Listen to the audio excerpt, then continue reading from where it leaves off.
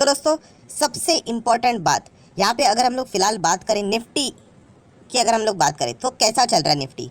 बिल्कुल flat performance चल रहा है। ये निफ्टी 50 का कौन सा चार्ट है, ये 1 साल का चार्ट यहाँ पे मैंने ओपन किया है। ये देखिए यहाँ पे हाईलाइट भी किया है एंड बिल्कुल यहाँ पे हम लोग को निफ्टी फ्लैट चलते हुए देखने को मिल रहा है, इंडेक्स फ्लैट चलते हुए देखने को मिल रहा है। एंड इसके चलते सबसे ज़्यादा पॉपुलर कमेंट में अगर कोई सवाल है तो ये यही सवाल है, क्या ये सही वक्त है शेयर मार्केट में इन्वेस्ट करने का? क्या ये सही वक्त है कोई भी शेयर खरीदने का? क्या अभी शेयर खरीदना चाहिए या नहीं खरीदना चाहिए? तो ये सबसे मेन सवाल यहाँ पे पूछा जा रहा है एंड इसी सवाल का जवाब आप लोगों को इस वीडियो में मिलने वाला है। एंड इसके पीछे दोस्तों मतलब जो भी यहाँ पे साइकोलॉजी है, मतलब ये जो वीडियो है लिटरली आप लोगों का मतलब दिमाग खोल देगा। ऐसी चीज़ें अभी अब मैं आप लोगों को यहाँ पे प्रैक्टिकली यहाँ पे बताने वाला हूँ। हर किसी को पता है दोस्तों स्टॉक मार्केट में सक्सेस रेशो बहुत कम है। बोला जाता है 1% से भी कम हम लोग को देखने को मिल जाता है, मतलब 99% लोग यहाँ पे फेल हो जाते हैं।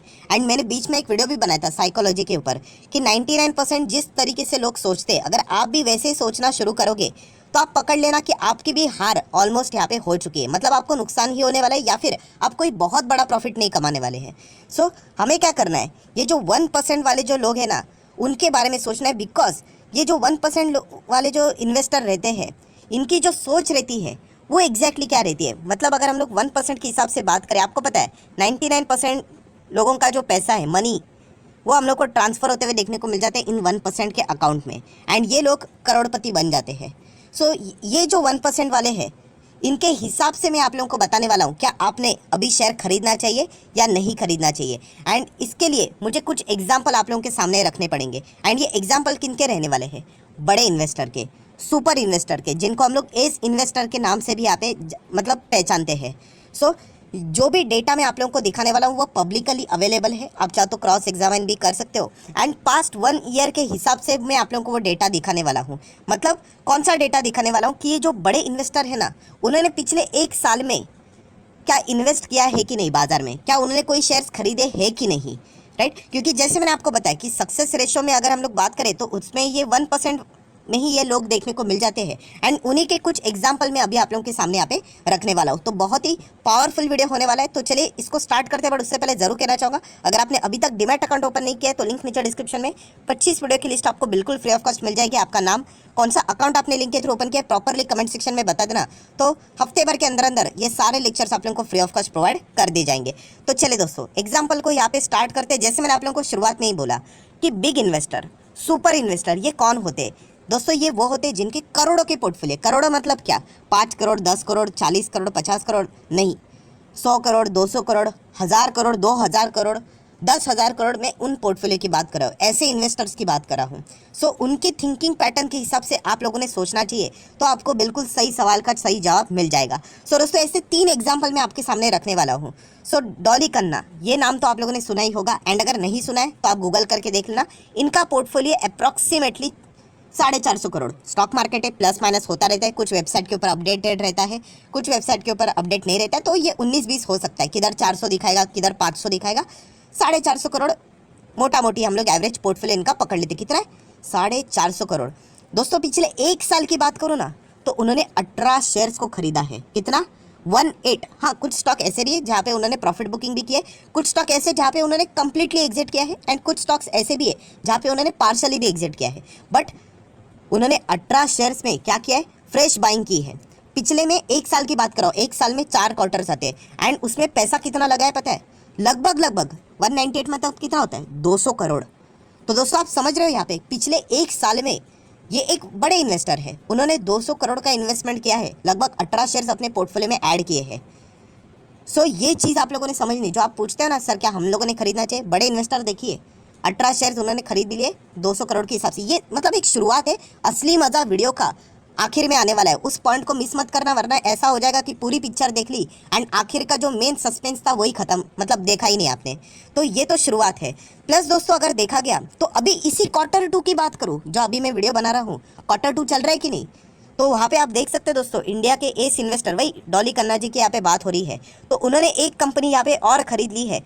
ये देखिए Q2 की अगर हम लोग यहाँ पे बात करें, राइट, ब्लाइंडली जाके निवेश मत करना, उन्होंने जो कंपनी खरीदी है करके, क्योंकि वो बड़े इन्वेस्टर है, उनका जो रिस्क टेकिंग एबिलिटी होता है वो अलग होता है, उनकी प्लानिंग अलग होती है, बट मेन कंटेंट क्या है कि Q2 में भी उन्होंने एक कंपनी खरीद लिया, लगभग 1.08% स्टेक खरीद लिया। कितने शेयर्स खरीद लिए देखिए, 8,13,976 इक्विटी शेयर्स उन्होंने खरीद लिए, जिसका वैल्यू होता है लगभग 20 करोड़। Q2 में अभी 20 करोड़ के शेयर्स भी उन्होंने वापस खरीद लिए।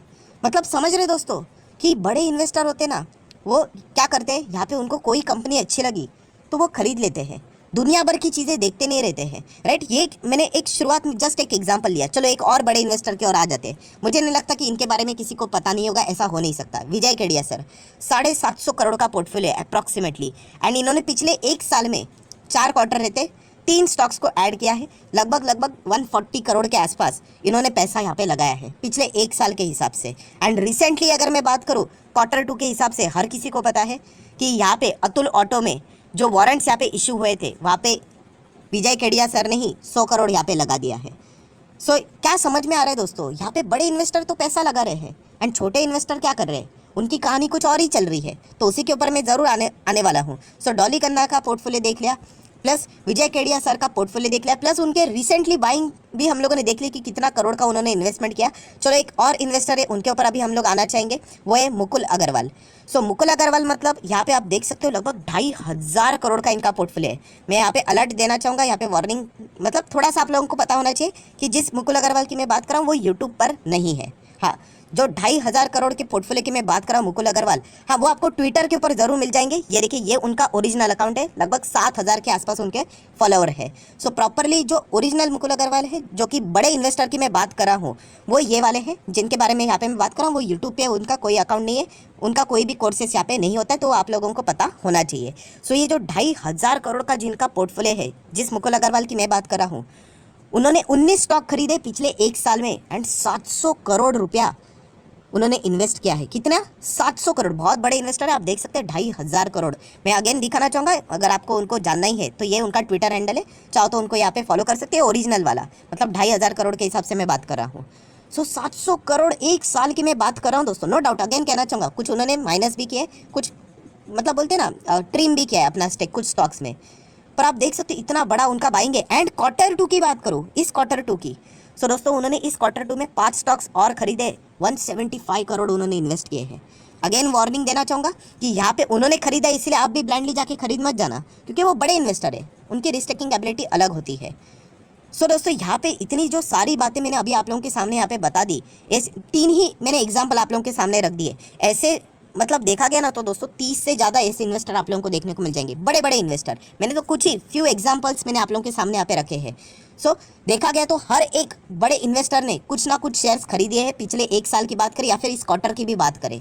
सो ये सब कुछ मैं चीज़ें आप लोगों को बता क्यों रहा हूँ? आपका सवाल क्या था, क्या हम लोगों ने अभी शेयर्स खरीदना चाहिए कि नहीं, क्या ये सही टाइम है या नहीं, क्या ये मौका है शेयर में, मतलब शेयर मार्केट में इन्वेस्ट करने का, क्या ये धोखा है? तो उस सवाल का जवाब अभी आप लोगों को मिलने वाला है दोस्तों, गोल्डन लर्निंग लेसन। ये जो अभी तक आप वीडियो को सुन रहे थे ना, कितने टाइम का वीडियो हुआ, लगभग 8 से 9 मिनट हो गया।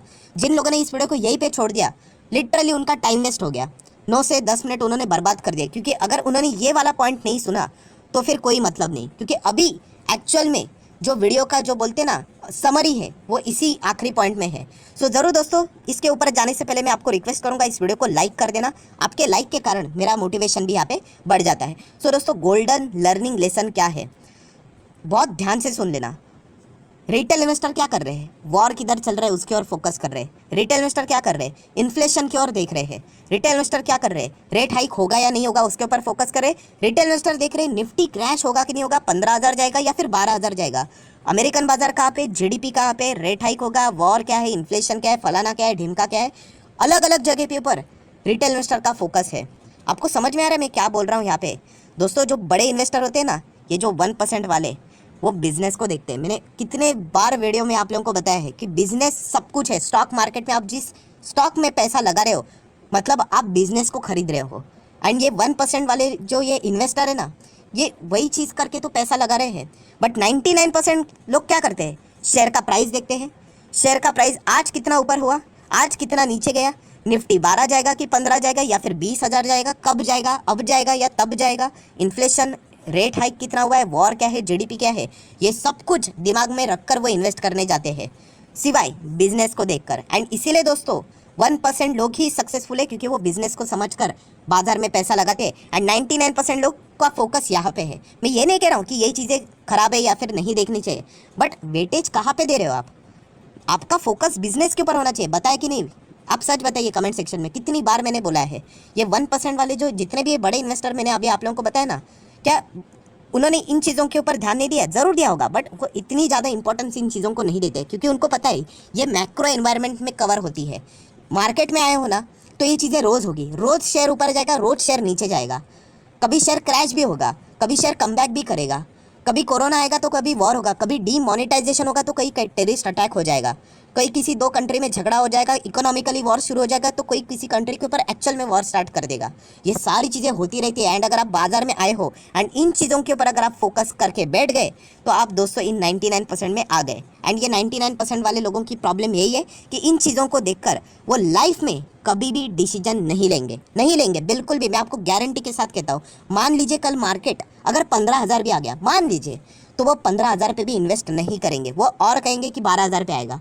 मान लीजिए 12,000 पे भी आ गया, वो नहीं करेंगे, वो कहेंगे कि और 10,000 नीचे आएगा तभी इन्वेस्ट करेंगे। कोविड में भी तो यही हुआ ना, 7,500 के करीब मार्केट आया था, 7,600 इन्वेस्ट किया, नहीं 6,000 आएगा।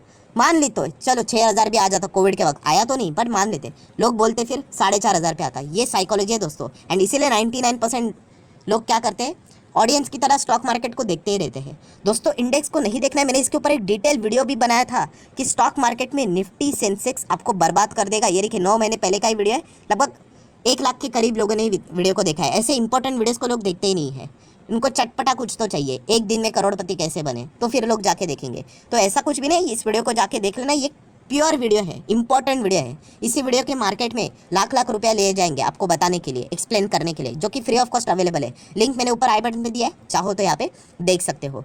सो ओवरऑल कंक्लूजन क्या है दोस्तों, कंक्लूजन क्या निकल के आया है कि यहाँ पे जो आप सवाल पूछ रहे थे ना, ये पूछ रहे थे ना, क्या ये सही वक्त है शेयर मार्केट में इन्वेस्ट करने का, क्या अभी शेयर खरीदे जा सकते हैं? तो दोस्तों इस सवाल का जवाब है ये मतलब मैंने अभी आप लोगों को दिखाया कि आपका नज़रिया क्या है। ये देखिए, ये जो आंखें बनाई थी ना, क्या आप ये 99% में आते हो या फिर 1% में आते हो, उसके ऊपर डिपेंड करता है। अगर आप 1% पे आते हो ना, यस ये सही वक्त है खरीदने का, क्योंकि आपको मार्केट से कोई लेना देना ही नहीं है। कल बाजार 15,000 का हो जाए या 10,000 का हो जाए, आपके बिजनेस के हिसाब से आप इन्वेस्ट करते हो। मैं आपको ऐसे कितने सारे शेयर्स दिखा सकता हूँ दोस्तों कि आज भी मतलब बाजार 1 साल में कुछ भी रिटर्न्स नहीं दिया ना, आज भी उन्होंने 1 साल में 100% के रिटर्न्स दिए, 90% के रिटर्न्स दिए, 200% के रिटर्न्स दिए। क्यों दिए उन्होंने? क्योंकि उनके बिजनेस में ग्रोथ देखने को मिल रही थी। यही चीज़ रिटेल इन्वेस्टर समझते ही नहीं है। वो यहाँ पे बाकी सारी चीज़ें, दुनिया भर की चीज़ें देखते रहेंगे एंड अपने पोर्टफोलियो के शेयर्स को एडजस्ट करते रहेंगे। ऐसे करोगे ना तो कभी मार्केट में टिक नहीं पाओगे। एंड ये बड़े इन्वेस्टर देखिए 100 करोड़, 200 करोड़, 700 करोड़ लगा रहे पिछले 1 साल में, जहाँ पे हम कह रहे हैं कि इन्फ्लेशन है, ये है, फलाना है, ढिमका है, एंड वो बिजनेस को देख के इन्वेस्ट करते हैं। इस चीज़ को समझो दोस्तों। ये अगर चीज़ आप नहीं सीख पाए ना तो कोई मतलब नहीं है बाजार में आने का। एंड यही खास बात होती है दोस्तों। कल अगर बाजार मान लीजिए क्रैश भी हो गया तो ये 1% वाले लोग डरेंगे नहीं। उनको पता है कि उनका बिजनेस में पैसा है एंड वो बिजनेस के ऊपर ट्रस्ट करते हैं कि हाँ मेरी कंपनी अच्छा करेगी।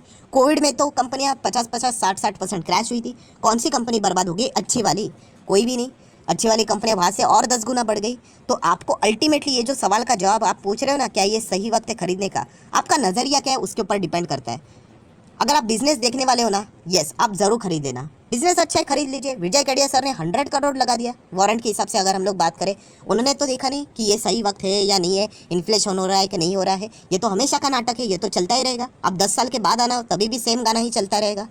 तो बिजनेस समझ में आपको आना चाहिए। एंड अगर आपका नज़रिया रहेगा वो 99% के हिसाब से, तो फिर आप जाके शेयर खरीदोगे एंड बाद में बोलोगे सर देखिए मार्केट तो नीचे आ गया मेरा और सस्ते दाम में मैं खरीद सकता था।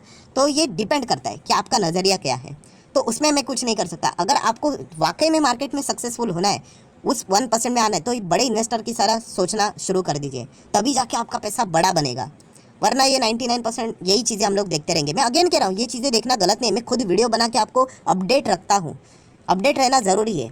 राइट। बट पूरी तरीके से उसी में ही चले जाना ये बहुत ही गलत बात है। इससे आप डिसीजन कभी नहीं ले पाओगे, इंतजार ही करते बैठ जाओगे। फिर वो निफ्टी 30,000 का भी हो गया ना, फिर भी हम लोग इंतजार करेंगे, अरे 30,000 पे तो चला गया, अभी 25 तक कब आएगा तब मैं निवेश करूंगा। नहीं करोगे, 25 पे आए तो भी फिर इंतजार करोगे 20 पे कब आएगा।